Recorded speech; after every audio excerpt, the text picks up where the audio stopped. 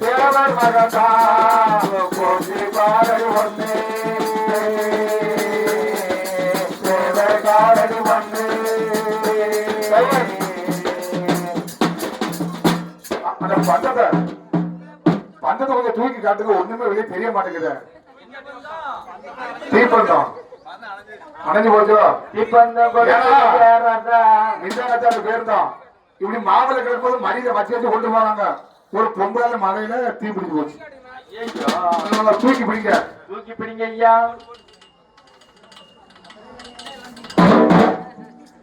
உன் பேராமாறும் பெற்றி மாறும் தயார மாறாவே பேரமாறு பெற்றி